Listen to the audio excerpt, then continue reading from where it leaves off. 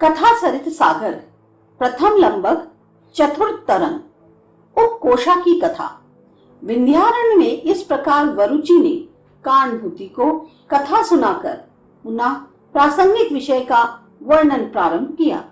इसी क्रम से व्याडी और इंद्रदत्त के साथ पाटलिपुत्र में रहते हुए बाल्यावस्था के समाप्त होते होते मैं समस्त विद्याओं का पारगामी पंडित हो गया।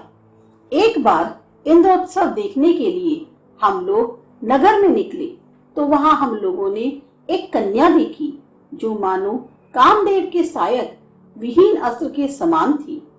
उसे देखकर मैंने अपने सहपाठी इंद्रदत्त से पूछा कि यह कौन होगी। उत्तर में उसने मुझसे कहा कि उपवर्ष की कन्या उपकोषा है। उसने भी अपनी सखियों से मेरा परिचय प्राप्त किया और प्रेमपूर्ण दृष्टि से मेरे मन को खींचती हुई किसी तरह अपने घर को चली गई। उस उपकोषा का मुख पूर्ण चंद्र के समान गोल और आकर्षक था। आंखें नीलकमल के समान सुंदर थीं। भुजाएं कमल नाल के समान कोमल तथा सुंदर थीं और 3 स्तनों से वह अधिक आकर्षक हो रही थी। उसका गला शंख के समान था और प्रवाल या मूंगे के समान रक्ताभ होठों से उसकी शोभा और बढ़ रही थी। इस प्रकार वह मानो काम रूपी महीपति के सौंदर्य मंदिर की दूसरी गृहलक्ष्मी के समान थी। उसके देखने के अनंतर काम बाढ़ से मेरे हृदय के बिंद जाने से अतएव उसके बिंबाधरों की पिपासा के कारण व्याकुल मुझे उस रात को नींद नहीं आई। किसी प्रकार रात्रि के व्यतीत होने पर प्रातःकाल मुझे निद्रा आई।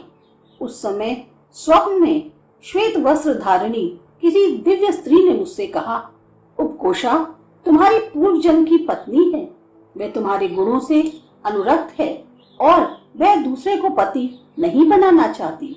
इसलिए हे पुत्र, तुम उसकी चिंता ना करो। मैं तुम्हारे शरीर के अंदर सदा रहने वाली सरस्वती हूँ, इसलिए मैं तुम्हारा कष्ट नहीं देख सकती। इतना कहकर वह अंतर्हित हो गई। प्रातःकाल जगकर मैं विश्वस्त हो गया और धीरे धीरे उपकोषा के मकान के समीप आम के छोटे वृक्ष के नीचे जाकर बैठ गया। कुछ समय के पश्चात उपकोषा की सखी ने आकर उसकी गंभीर काम पीड़ा की शुभ सूचना दी। उसकी अवस्था को जानकर दूना संतप्त होकर मैंने उसकी सखी से कहा, गुरुजनों के दान के बिना मैं उपकोषा को स्वच्छंदता पूर्वक कैसे ग्रहण कर सकता हूँ। निंदा होने की अपेक्षा मर जाना श्रेष्ठ है। इसलिए उपकोषा के माता पिता तुम्हारी सखी के मनोभाव को यदि समझ लें तो कल्याण हो सकता है। इसलिए तुम ऐसा करके अपनी सखी और मुझे दोनों को जिलाओ, तुम्हारा कल्याण हो। यह सुनकर वह घर गई और उपकोषा की माता से सारा वृतांत कह सुनाया। उपकोषा की माता ने यह सब वृतांत अपने पति उपवर्ष से कहा।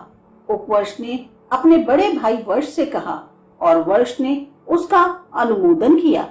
इस प्रकार विवाह का निश्चय हो जाने पर आचार्य वर्ष की आज्ञा से व्याडी कौशाम्बी से मेरी माता को लिवा लाया। तदनंतर उसके पिता उपवर्ष ने विवाह तिथि पर विधि पूर्वक उपकोषा मुझे प्रदान कर दी और मैं भी माता तथा पत्नी के साथ पाटलिपुत्र में सुख पूर्वक रहने लगा।